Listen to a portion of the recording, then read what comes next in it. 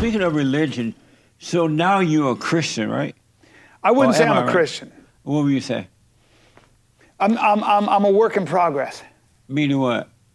Meaning I'll say this. Let me put it this way. I believe that if you live if you behave as though, if you live by the Christian ethos, and if you try to emulate Christ in your every step, you can never go wrong, and it's probably as close to the truth as you can get. Oh, okay. So I'll say that. But you I don't want to won't be a say you're hypocrite, Christian though. yet. No, maybe not. Maybe I find myself. I've not said this publicly, but I will say maybe because I've immersed myself in the Bible and in the Old Testament. Uh-huh. I do find myself making the cross on my body.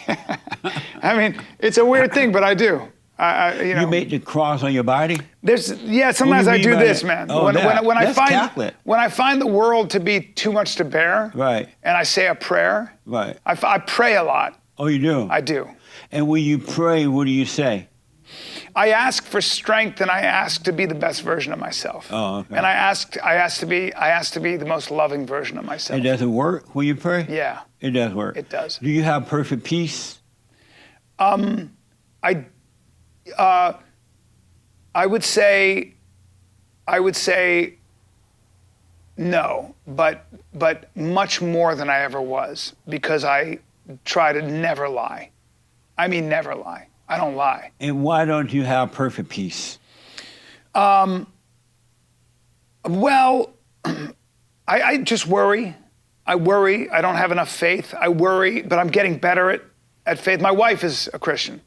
And Your wife is a Christian? And my wife is. I'm sorry to hear that. She grew up in the church. Oh God. So now you understand. So my wife. No wonder you're scared to go all the way into Christianity. And she's. I've never met anybody more psychologically grounded. Oh yeah. She's not confused, man.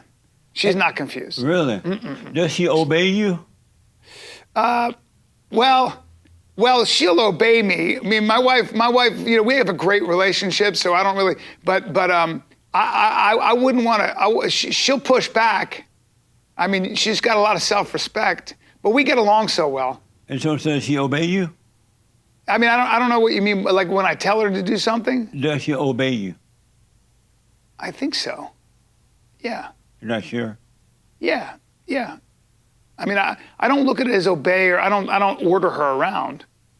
You know, I've never needed to do that. Right. We have arguments over things, but I think we share the same values. But you're not sure she obeys you or not.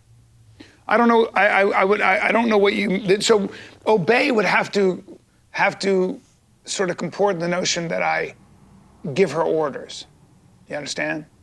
And I don't give her orders because I don't need to. And why do you think that that's what obey means? Tell me what you think. It's an interesting I'm just question. saying how, when you hear the word obey, what made you come up with that meaning? It sounds like a form of, when I think of obey, I think of a bowed head. Oh, that's right. When God said to the wife, you must obey your husband, you think God means the same thing? I don't know. I think Paul said that. Yeah. Obey your husbands. Yeah. Do you think Paul meant that? That way?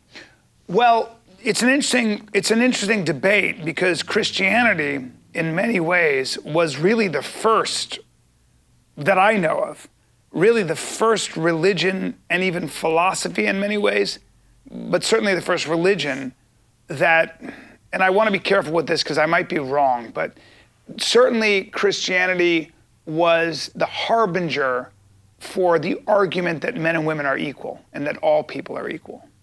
So. Well, Christianity doesn't say that men and women are equal. They're different. They're equal in the eyes of the Lord. Yeah. So one of the gifts of monotheism, the notion that there's one God, is that all of us are of the same moral worth, which is exactly what our legal system is predicated on, right? So in other words, it's not for me to judge. If I kill a wretch on the street, or Jesse Lee Peterson, you might be worth more to this world in terms of your impact and all that, but I'm doing the same amount of time. Because Yeah. you see, that wretch on the street morally is worth the same. That's for God to judge. It's not for me to judge. He was nothing. You But even understand? God doesn't say that men and women are equal. Different, right? But Yeah. equal, but still his children, Do you, right? right? Right. So that's the that's woman the, is his daughter. The man is his son. yes. Do you? And I want to come back to the worry thing. But do you believe in the order of God? Yes. And what's that order? For those who don't know. Well, so I think justice and injustice, right? Justice, by the Greek definition, is everything in its rightful place. Injustice is when something's out of its rightful Right. place, right? And so when there's an injustice, we need justice to put it back in place. I do think there's an order to the universe. I do think there's something like good and evil. And I do think there's right and wrong. Do you believe in God and Christ, Christ over man, man over woman? I don't know. You tell me. Yes, that's the order. That's why when men are not over women, they go out of control. You know how easy it is for women to lose control? They need the light of the man to guide them. Men are the light of the world, the salt of the earth. But if the men are weak, and they are, Or tyrannical. and the women would go out of control because the light is out. Well, the problem is sometimes there are a lot of men that really mess it up for all of us. And there are a lot of men that are tyrannical and vicious and brutal, and Yeah, they're are. destroyers. They're horrible. And they leave women. Yeah. They leave women in their wake to pick up all the pieces. Yeah. Right. It's the great line, and The Sound and the Fury by William Faulkner. And I think it's the mother says, or the grandmother says, and we endured. You men. Because a man come in and destroy everything for no reason. It's because of the woman, though, that men are out of control. Well, I believe in self-control. You can go back to Adam and Eve here, right? But that's a whole nother debate that I'd love to have with you or talk to you about. I have a theory on that. Yeah, I want to hit on that today, too. Yeah. But do you disagree with me that it's because of the woman that the man is out of control? No, men follow their stomachs and their wieners. That's true. You know what I'm saying? Matter of fact, those are the last two things that men have to overcome: sex and food. There you go. Yeah. And self-control, self-restriction. Yeah. And those are strong impulses, man.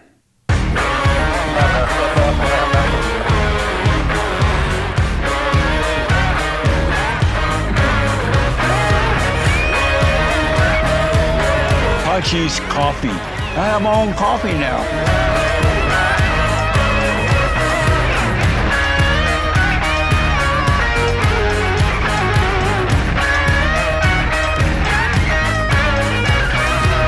Amazing. Women seem to have speaking of like different, women, I don't care what anybody says, have a much easier time with something called monogamy, or being in the family and dedicated to a man. You know why that is, right? Because Satan is the woman's God, and the woman is the man's God. So when the woman, Eve, listened to the serpent, he became her God. And then when Adam, the man, listened to Eve, the woman became his God. And then God said, because you listen to the woman, you're going to suffer. And if you notice, every time the man listens to the woman, he suffers. It's always wrong. He suffers because he's not supposed to listen to the woman. But because he has not overcome the woman is his God. But what about dumb, foolish men who don't? I mean, I know a lot of dumb dudes. Right. Starting with this guy right here. Yeah, I do too. You understand? But that's because they have not overcome the spirit of their mothers. Really? Right. They operate in a raw nature. You become like what you hate. And all men hate their mothers. But in that hating, as little kids, they resent their mothers. Why? Because they're scolded and beaten by their moms? Or spoiled, and especially turned against their fathers. Well, Freud would say they go through a stage where they want to have sex with their mother. That's the Oedipal complex. As a matter of fact, every man that has sex with a woman who has not overcome their mother, they're having sex with their mother because they're only attracted to the thing they hate. And so they're attracted to the spirit of their mothers, and that's not going to change until they forgive their mothers. You love what you hate. That's why they fight once they get married, because the woman become the mother, the wife, and the man, the husband, become the boy again, and it repeats itself generation after generation. Isn't that amazing? Yeah. But What the? But hold on now. We still haven't solved the problem of you get a lot of foolish men who are destroyers, who are a lot of things, right? Right. Abusers and all that stuff. So those men need to be, so whether they've strayed and they've worshiped something else. See, they're worshiping something else. The woman. Drink, sex, But all that they're stuff. worshiping the woman, and because of that, they try to find peace. They have been turned away from their fathers, and inwardly they're lost. And they're trying to find peace, so they drink, they smoke, they do all these different things. Fatherlessness, this is the damage when the father leaves the home. Right. Okay, right? Because you don't have Or a if the father's in the home and the mother turned the children away from the father, because women hate the father, the wife hates the father. And when the father is not Are you paying blaming women for all the problems? Yes. Hold on. Well, I don't understand. When Does that go back to the Garden of Eden? It's repeated itself generation Okay, after now generation. what if Eve, I got a theory on this. Ready for this Okay, one? Yeah. Now, you and I know that comfort, and so if there's no danger out there, if there's not at least a possibility I might get killed or die, there's no adventure. No adventure, no fun. We need a little juice, man, right? I need some uncertainty. I need some certainty. I need a roof over my head, but I need some uncertainty. The only reason it's fun to ride a motorcycle that fast is you might fall and lose all the skin on one side of your body, right? Like there's things that we want to, we need that. Come on, man. That's why when we watch people fight, I'm a big fight fan. I don't know what's going to happen, man. You know, sports are the same way. I don't know I believe that in some ways, the Garden of Eden is a very interesting story to me because I don't think man and woman can live in a garden where nothing can kill you, where nothing can happen, where nothing can hurt you. Because now there's no adventure. Now there's no fun. You want to stay there for eternity with each other? You want to talk about boredom? What's the point of, what are you going to do? Snuggle with a vegan tiger? Nothing's going to bite you. So in fact, nothing happens. Why don't you believe that? What if Eve bit that apple because she was bored out of her mind? What if it was an escape, man? You know what I mean? Like Adam was like, let's climb another tree and take a nap. You know? And she was like, get me out of here, man. That's amazing. You know what I'm saying? So why don't you believe that you can live in the Garden of Eden with perfect peace? Because I don't think human beings, I don't think we find ourselves there. I don't even think we find God there. Where we find God is in the darkness. I said that to my friend. I go, if you're lucky in your life, bro, you've reached a point where the only thing you can do is fall to your knees and look up. God's not found when you're holding the championship belt over your head and you got 50 women around you. Amazing. That's when the devil comes to you. God's found in the dark and the shadows. God's found when you have to struggle. God's found where you are in the middle of a boat, in the middle of the ocean, and you don't know how to get back. You can't even see land, but you find a way. And so let me ask. So you say you don't have perfect peace, right? And do you believe it's possible to have perfect peace right here on earth? I do. You do believe it? I do. And so why don't you have it? Maybe because I don't have enough faith yet. What does that mean? If you have enough faith, if you have enough faith that if you can let go and let God, as they say, that's where we start getting into peace of mind. But I will say this, I'm far closer to peace of mind than I was. Because Well, I'm starting to believe. How does one know when they have faith? Well, you got to have faith, man. And how do you know when you have it? I think that part of faith, part of being a person who is closer to God is to have doubts, but behave accordingly regardless. If you can find out right now, if it was possible for you to have perfect peace right now and never worry again, would you take it? If you had perfect peace and never had to worry again, Yes. and Yes, I would. nothing or no one could get to you, Yes. period. Yes. Would you accept it right now? I think that's the goal. And would you accept it right now if you knew how to get it? First, let me ask about worry. Do you know that worry is an illusion of being right? Worry presents itself as the truth, and it's not. That's interesting, right? Yeah. Because worry is that something could go wrong and Yeah. that I'm not going to be okay. Yeah, I tell you that, and it's not true at all. I believe that. Isn't that amazing? Yeah, man. So if you knew how to get perfect peace right now and walk out of this studio and never have to worry again. You about to bless me right now? I feel like something's He's going to coming break out into tongues, man. I feel like something's coming on, huh? I feel that Holy Ghost power coming in. Yeah, I So- would, yeah. You got to drop your anger. Yeah. Why don't you drop your anger right now?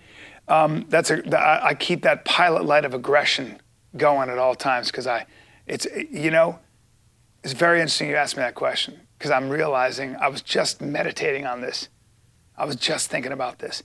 So watch this. Tell me what do you think of this. Okay. If I go for a walk and I start writing, I got to start writing stand up. I've never been able to go for a walk and come up with jokes without veering into a fight where I'm killing my enemies. Yeah. Where I'm so worked up that I'm trying to kill everybody who not just has done me wrong, but has done the world wrong. What a mess. I'm a mess.